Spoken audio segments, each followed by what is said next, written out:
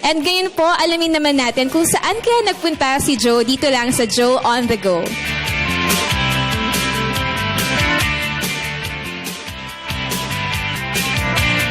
Good morning, boss, at welcome dito sa Tsuchi Foundation sa Santa Mesa. Kung mapapansin nyo, parang nasa isa akong thrift shop, di ba? Pero hindi ito isang ordinaryong thrift shop. Mga magagandang damit, classy na sapatos, nakatutuwang home decorations, mga laruan, masangkapan sa bahay at iba pa. Lahat halos ng hanap mo mayroon dito. At take note, bagsak presyo pero in good conditions pa ang lahat ng items. Ang mga proceeds nito ay nilalagay ng foundation sa kanilang charity works.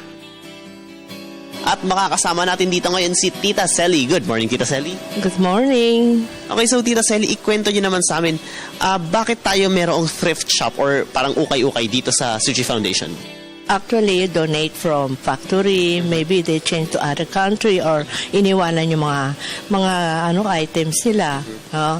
Tapos meron naman yung iba, yung tindahan, mga lumang style na. Siguro ayaw na nila, pero pwede pagamitin. Kasi pagdating dito, isa-sort namin. Pagka kung talagang luma, siyempre, i-dispose na namin. Kung pwede pa, maganda pa, medyo bago pa, yan, itawag namin ukay-ukay. And yung prices, kamusta naman? Siyempre, mura-mura talaga. Imagine, meron 10 pesos, 20 pesos. Madalas kami, kung meron sila nag-request, ako na kami sa Marikina, o kaya sa San Juan, yung mga, basta mag-request sila. So parang nag-hold din kayo ng parang garage sale. Yes, ganon. Tita, yung mga proceeds na kinikita natin dito, saan usually napupunta? Nagre-relief kami. Di ba, bibigay kami ng pera. Tapos yung meron kami clinic na opta sa mata, libre operation sa dental. Ay, yung mga gamit sa, yung gamot. So, thank you, Tita Selly. Ayan mga boss, nakita nyo na yung mga items dito magaganda at murang-mura.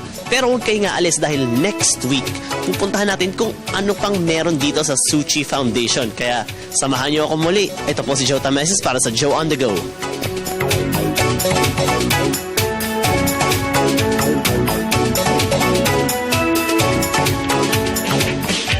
Mukhang mura yung mga items yan at interesting.